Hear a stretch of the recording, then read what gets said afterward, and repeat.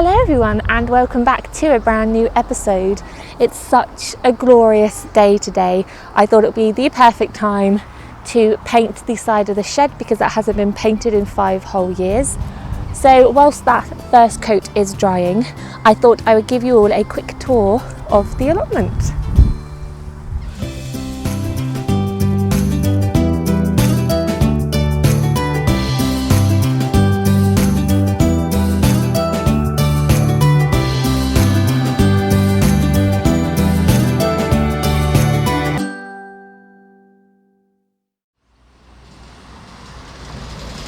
So it's the middle of February now.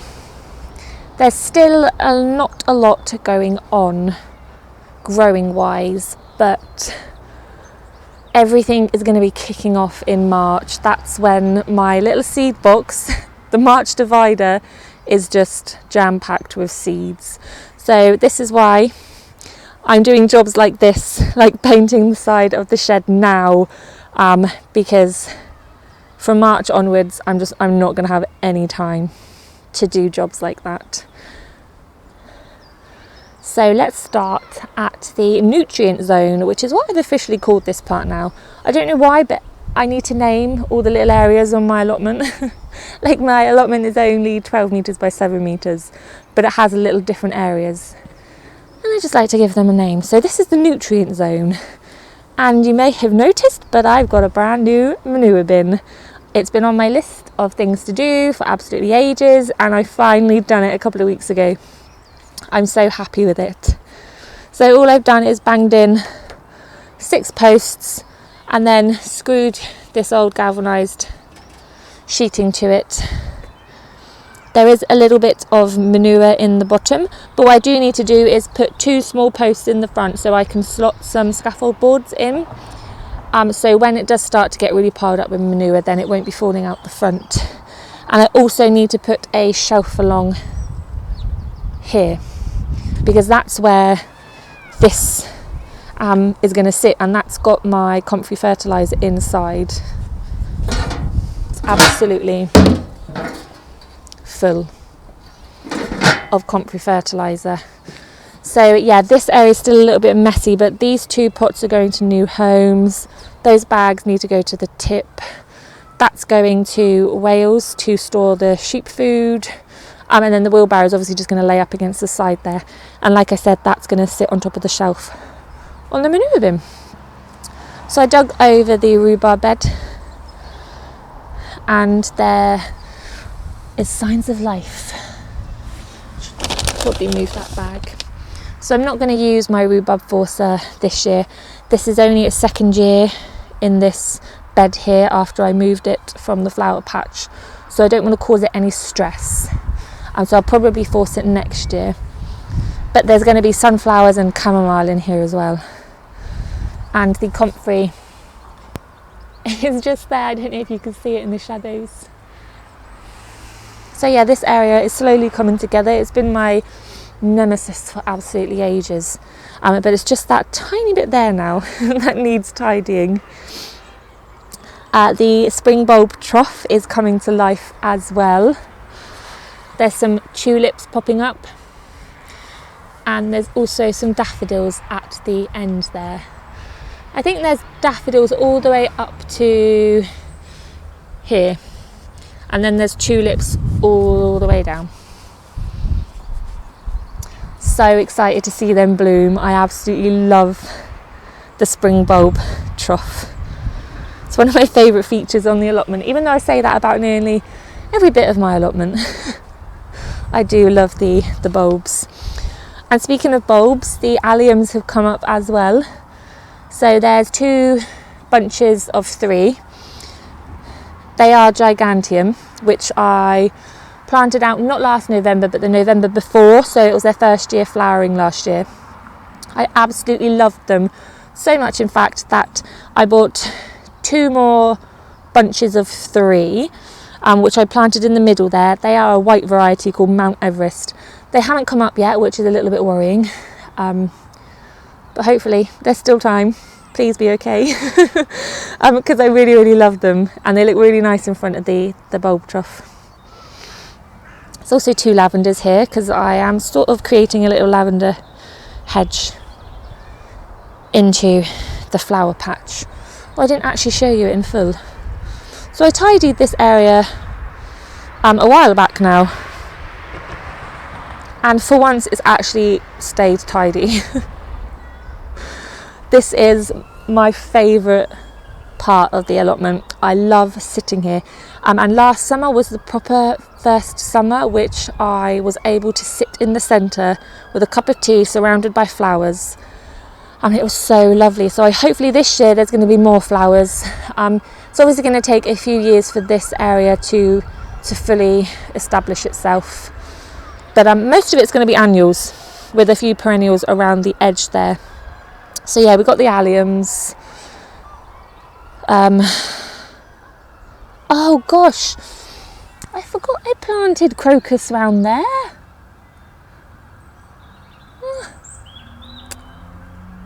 Will blow me down. There's a strawberry mint in this bucket which needs taking out and dividing because it does not look happy at all. There's a fennel down there.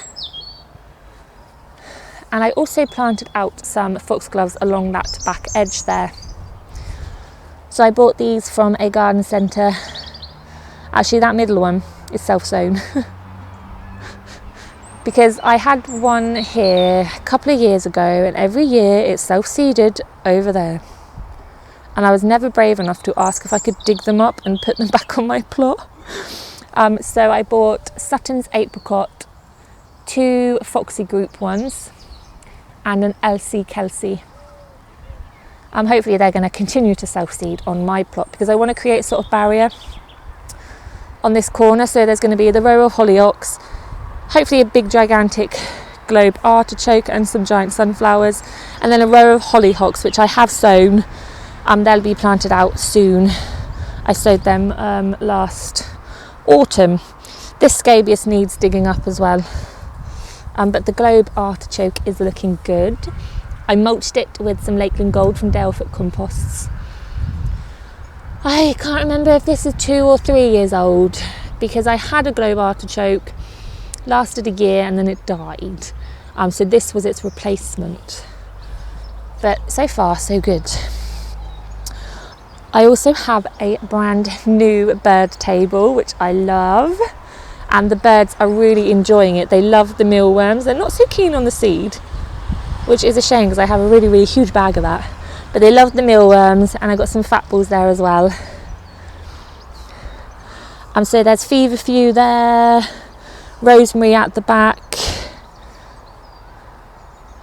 and my honesty, which will hopefully flower this year. I only want it for the seed heads.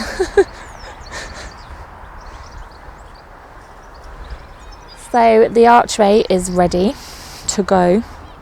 I mulched it, I can't remember when, it might have been last year now. And I'm really going to look after this area because I'll be putting the munchkin pumpkins there again. So I'm going to put some manure down and feed them fertilisers throughout the year because I want them to cover it like they did the first year I ever grew them. Oh, and I have a brand new painted gate. Pink. Because why not? Why not? So yeah, the vegetable beds.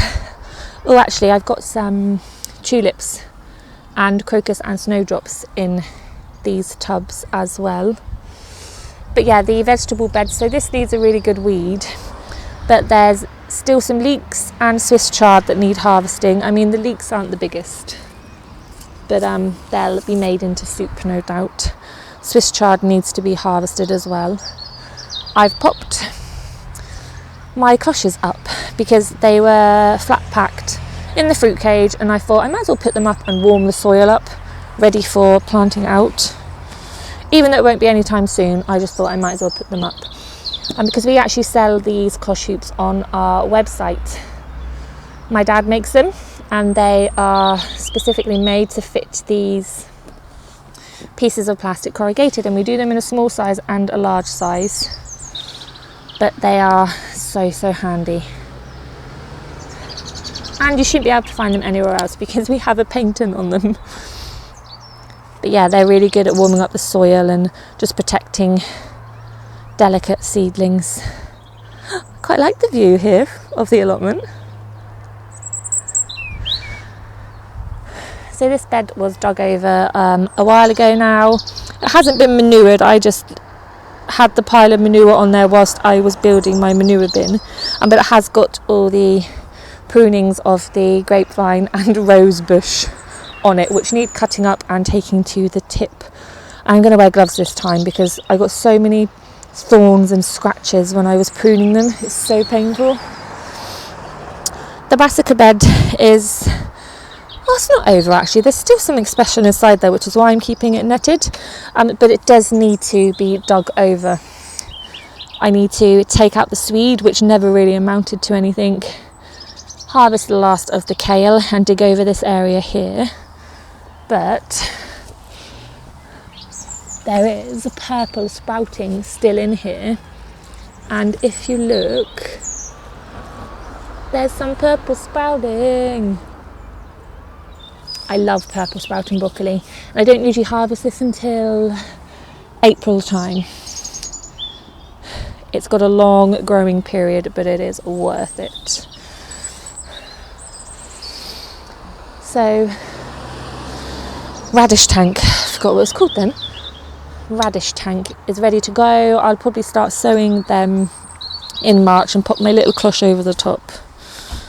I've got 2 brand new varieties of radish, which I'm so excited about. But you probably heard about them in the planning video. I don't want to go on about it too much because I'm probably talking too much already. Right, the fruit cage.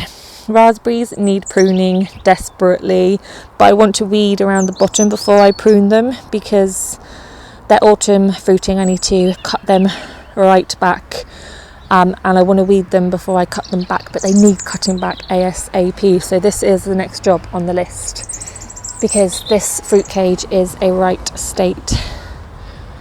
I laid down weed membrane and wood chip about 3 years ago.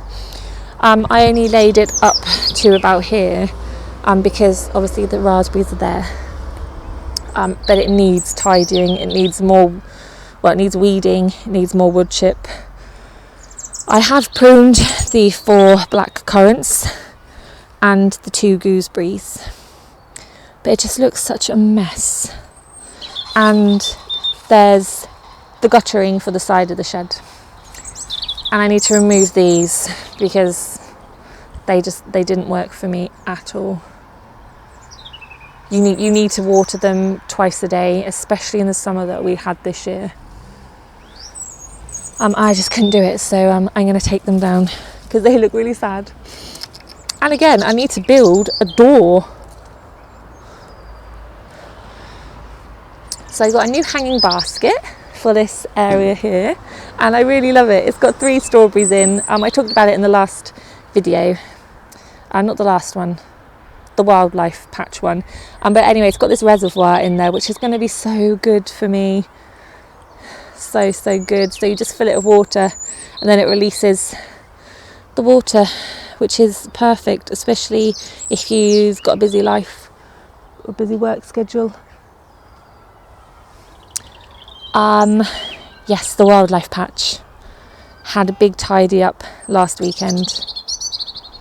Pruned the rose, planted out a new clematis down there. I spilt some paint there as well. There's a pile of stuff there which I cleaned out from the pond, but I'm leaving it there for a couple of days in case any wildlife want to sneak back into the pond. But there's just a few perennials which I cut back, and there's a new bee hotel which I've just loaded up with some more sticks on the top there.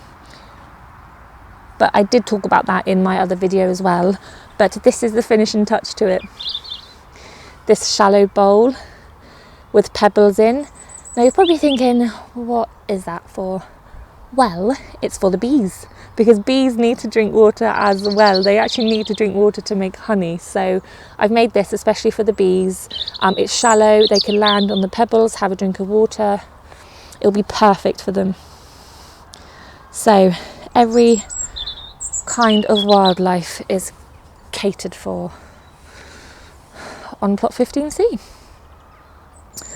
And the side of the shed is probably, oh, it's nice and dry, good, can have another coat, it's looking better already. Every year I forget to paint this side, and then the rose grows up and then I can't get to it, and 5 years later I am painting it. So that's that, the allotment in February.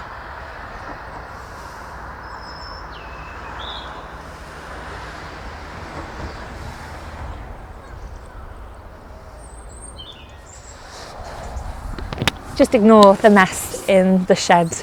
I gave it a really good tidy up last week. I got everything out, tidied up inside the cabinet, and it was all looking really nice. Everything had its place. But I'm going to film a vlog probably in between the second and third coat on the side of the shed. And I bought loads of things up to show you in the vlog, so hence the mess. But anyway, I really hope you liked that little tour. There's not much going on and not much has really changed, but I've done a few DIY projects, like the compost bin and the bee bath, the bee watering hole. I don't know what to call it, the bee watering hole. And I painted the gate, and there's a new bird table. But yeah, like I said, things are really going to kick off in March, so I just wanted to give you all a quick look before things get really busy. But yeah, actually looks like it's going to rain. Oh, I spoke too soon when I said it was glorious this morning.